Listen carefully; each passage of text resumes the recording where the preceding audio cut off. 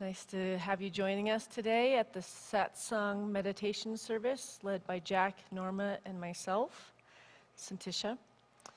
We like to start this service by chanting with the call and response, and Norma and I are the call, and Larry is the response. And they say to sing is to pray twice, and I know that right now we need lots of prayers, calling in the unseen realms to support this journey that we're all on together, to find more clarity, to step out of the confusion of what's next, what are we going to do, to connect with this greater power, this greater love, the only thing that really ever is consistent in direction, so that we may tap into the ethereal realm and be divinely guided to that which is being called as individuals and as a collective. So when we sing these words into the universe, we're calling prayers in our uniting and understanding the why this is all going on, and to get into the presence that everything in life is in divine order. And so as we sing into divine order, we will have revelations of what's being called for us as an individual and what we need to bring to the collective.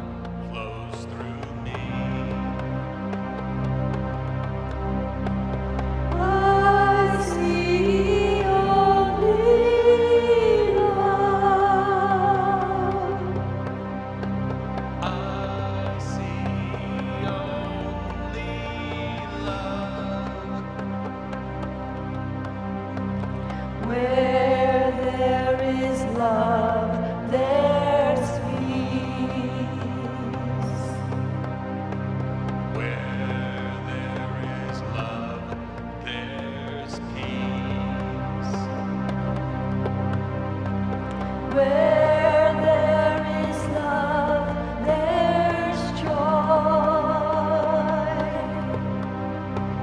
Where there is love, there's joy. Where there is love, there's God. Where there is love, there's God.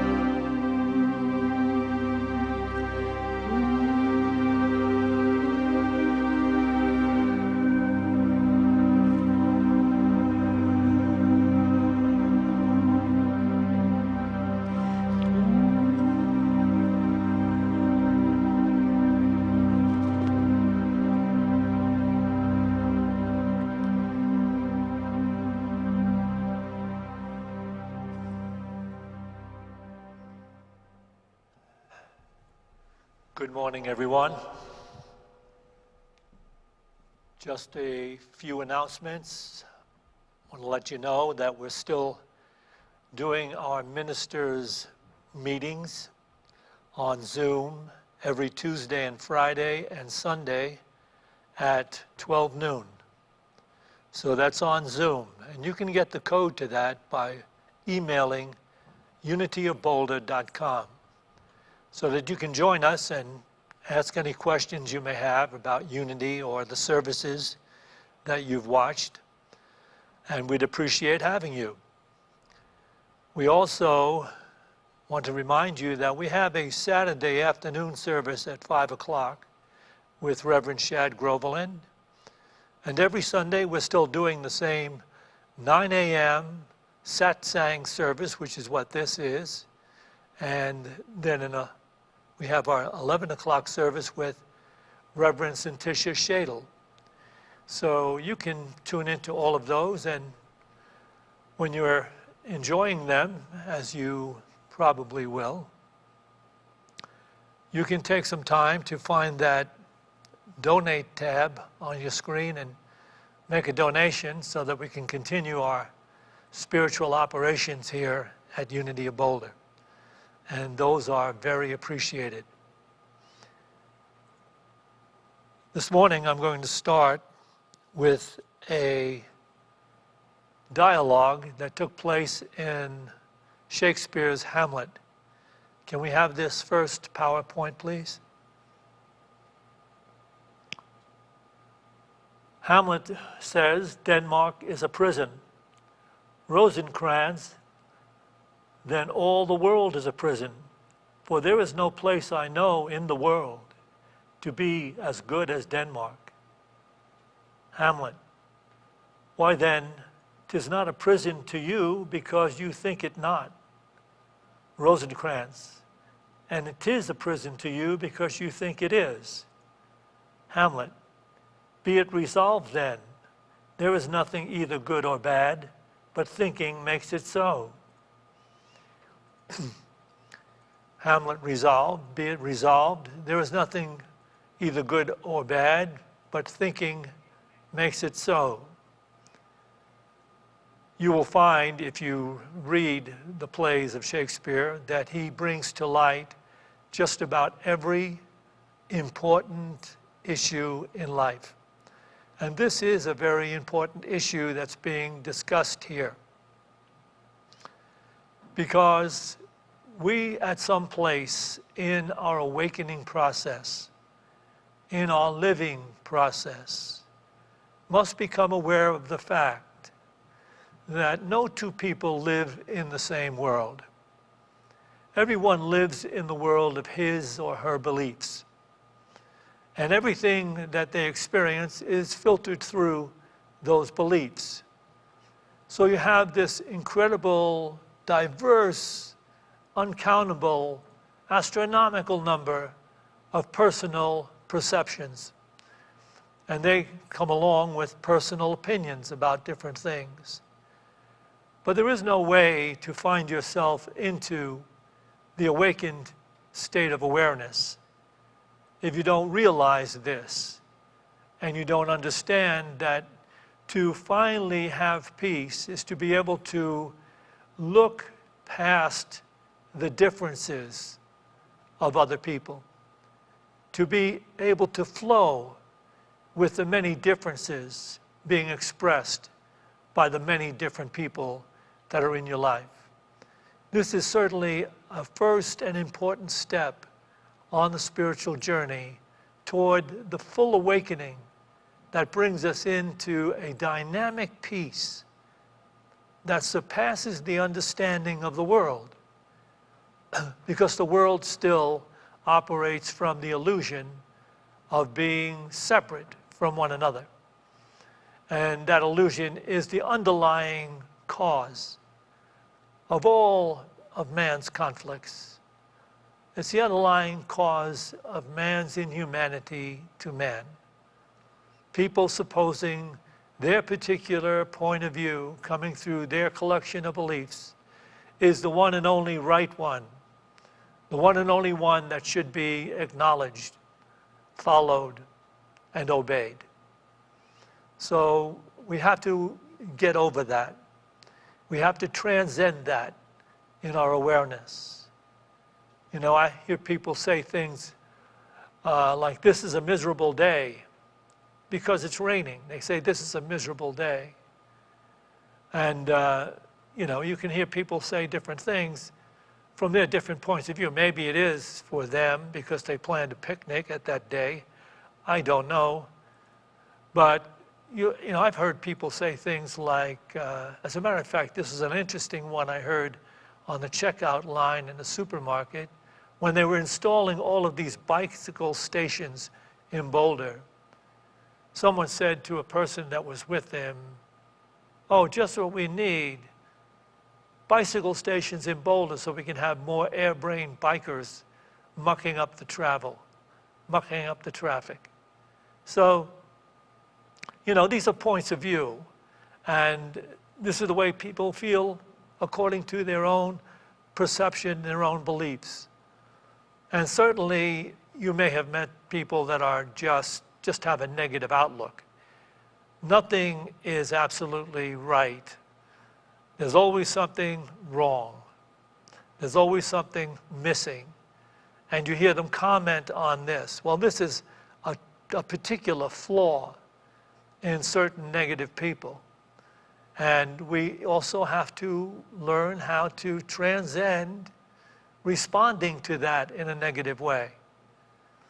Because that is the only way we're going to bring peace, insight, joy to our own lives. If we're no longer being tossed to and fro by every changing perception that we meet in our lives.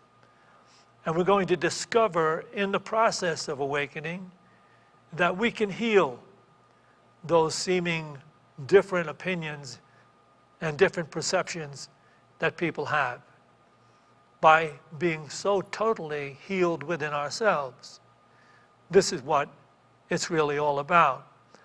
Let's take a look at this next PowerPoint because it tells us a lot about what happens in the process of judging. This is Eckhart Tolle, his book, Stillness Speaks. Suffering begins when you mentally name or label a situation in some way as undesirable or bad.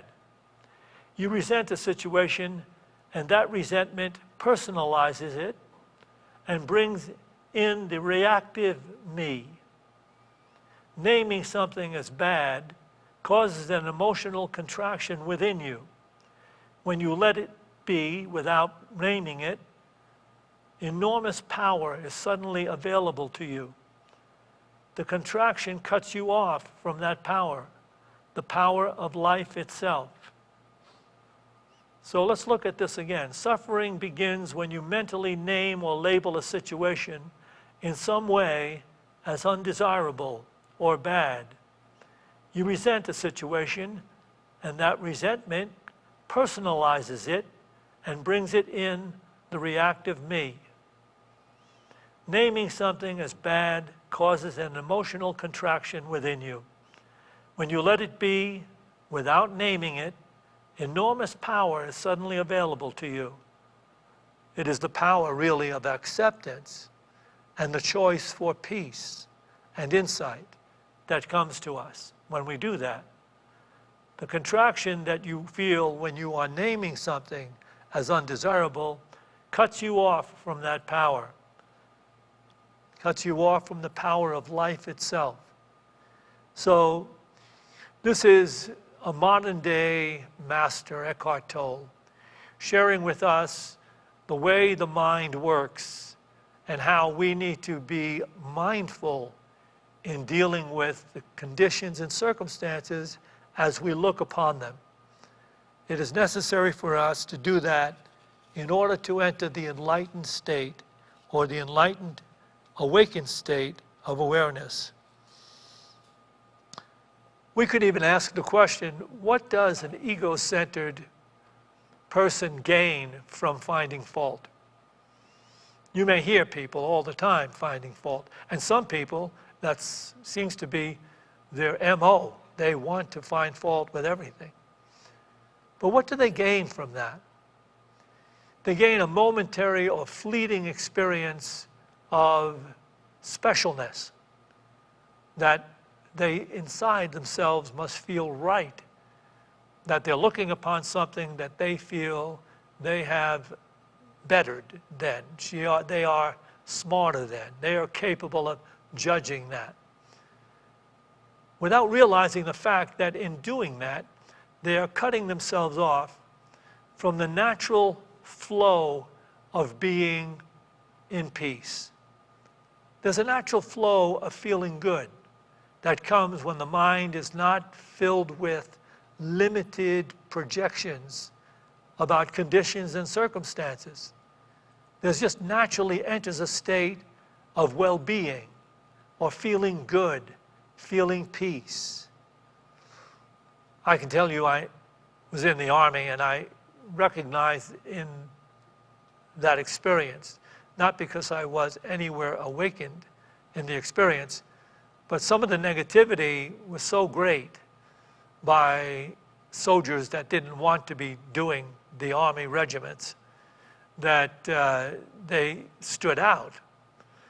And so you saw how they made life so much more difficult for themselves. And in some ways, they made it difficult for the platoon of the rest of the guys that were there because they just couldn't get on with the limitations that were imposed upon them as soldiers who are in training.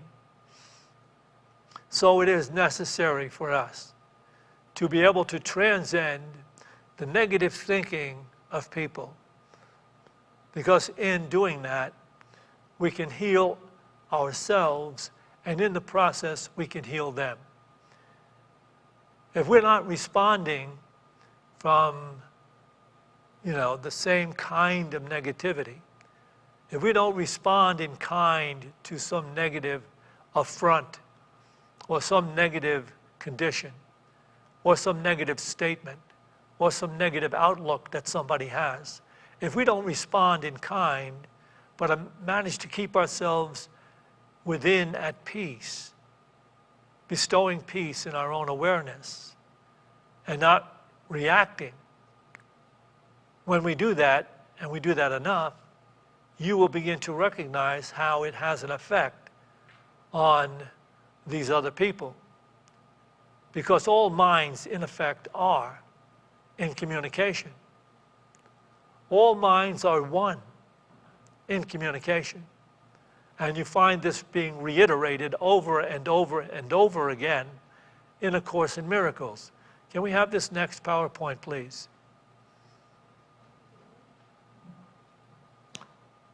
Oh, this is from the Bible. This is the Master of Life speaking directly and makes it very clear and to the point.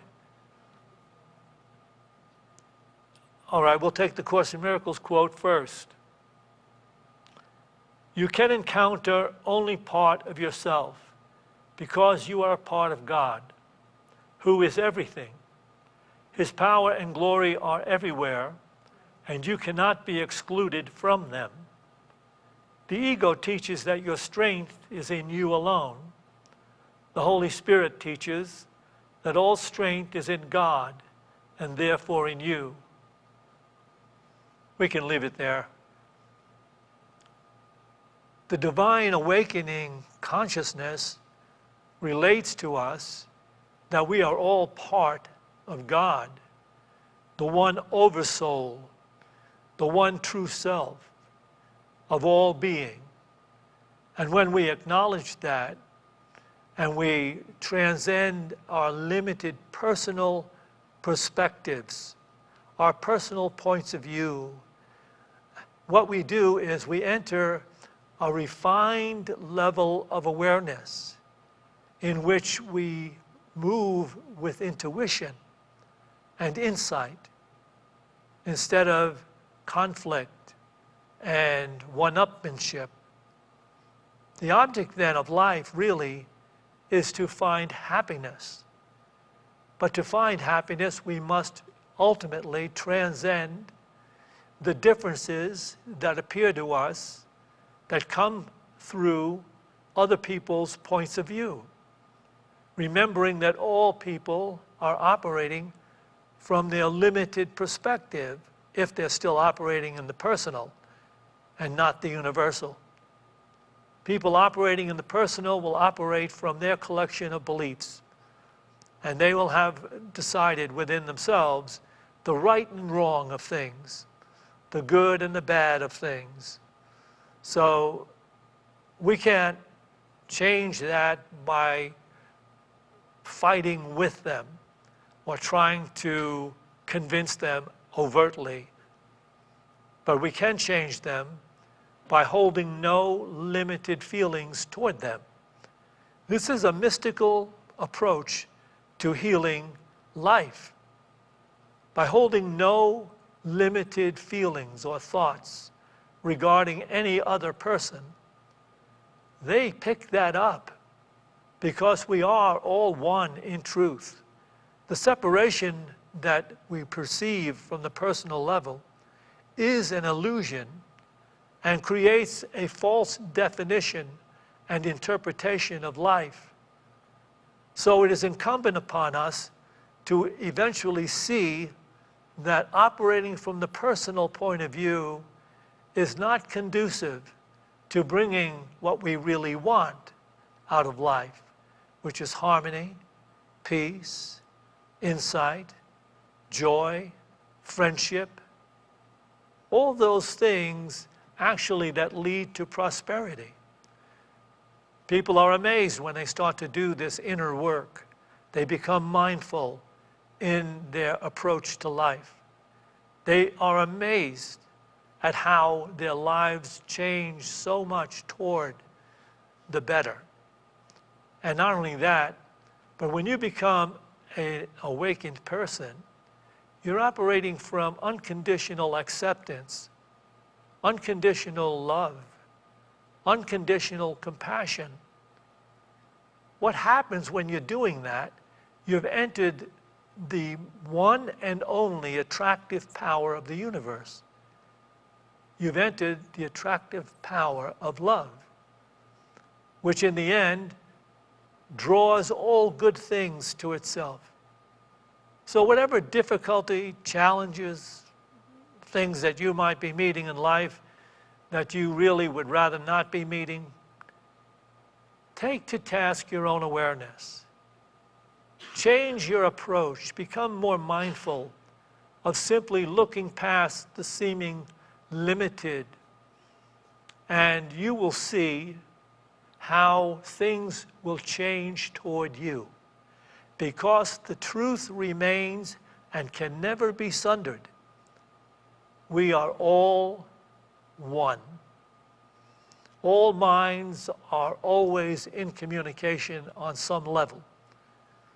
And while that's cut off by personal limited beliefs with a lot of people, we can help heal them by healing ourselves, by not taking issue with what they're saying. And all of this is said very clearly and cogently by the Master of Life in the book of Matthew. Can we have this quote from the Bible, please?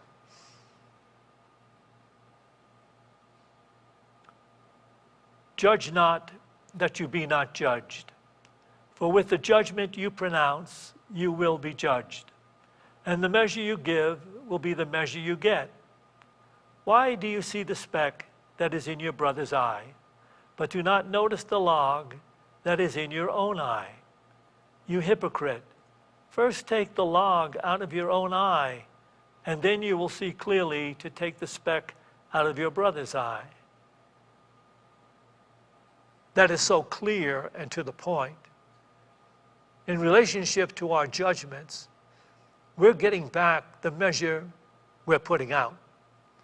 And so if there are limitations confronting us over and over again in our everyday relationships in life, it is incumbent upon us, actually necessary, for us to take to task our own judgmental awareness.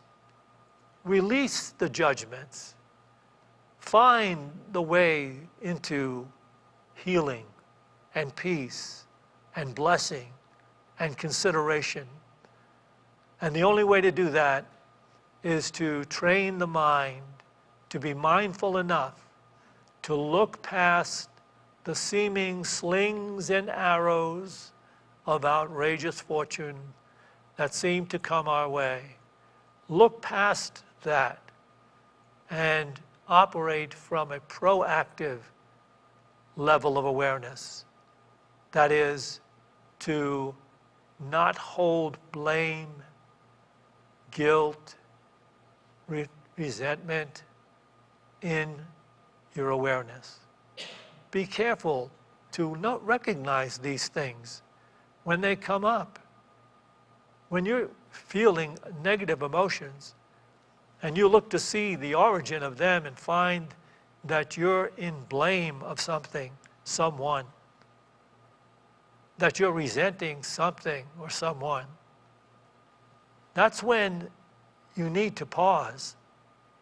You need to let go of that thinking and know that you can choose the higher awareness. You can choose that peace, that healing forgiveness, that insightful understanding that everybody, no matter what level they're on, is working toward finding that level of insight, peace, compassion, and love. They're working toward that. So when we give them permission to be working toward that, and we hold no animosity toward them, what happens is we're actually healing them by healing ourselves. Their minds are picking it up that they are in fact blessed and need to move more swiftly toward that blessing. That's our yoga. That's the yoga of those seeking to be enlightened. Once again, we will meditate together, which is a necessary spiritual practice, to be still and allow the mind to quiet down. And we do that by allowing the vibrations of our Tibetan bowls to just carry us along for a while, because they're calibrated to actually synchronize the energy centers in our own spiritual minds. And so while we're doing this and while we're meditating together, if you don't have a particular meditation technique, you may want to just work with this mantra. I am in you. You are in me. I am the truth, the life, and the way. Be still and know that I am God.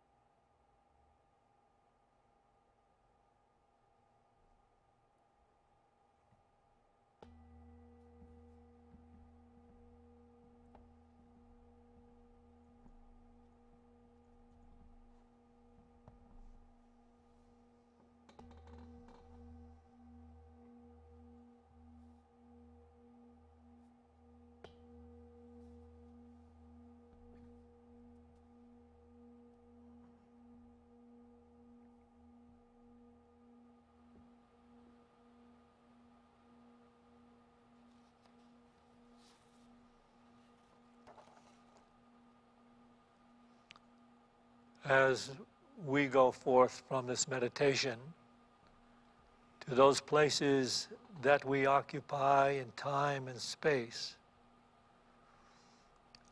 let us remember that we are living by divine appointment.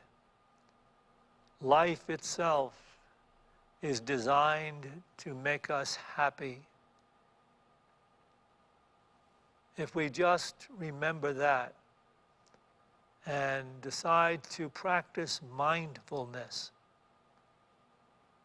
not judging, not fearing, not resenting, not diminishing, just letting and blessing and forgiving, we will see how we will enter the kingdom of heaven that Jesus said is always in the midst of us. So as we go forth now, let us go forth with gratitude for the understanding that heals all life. To this, let us say, Amen.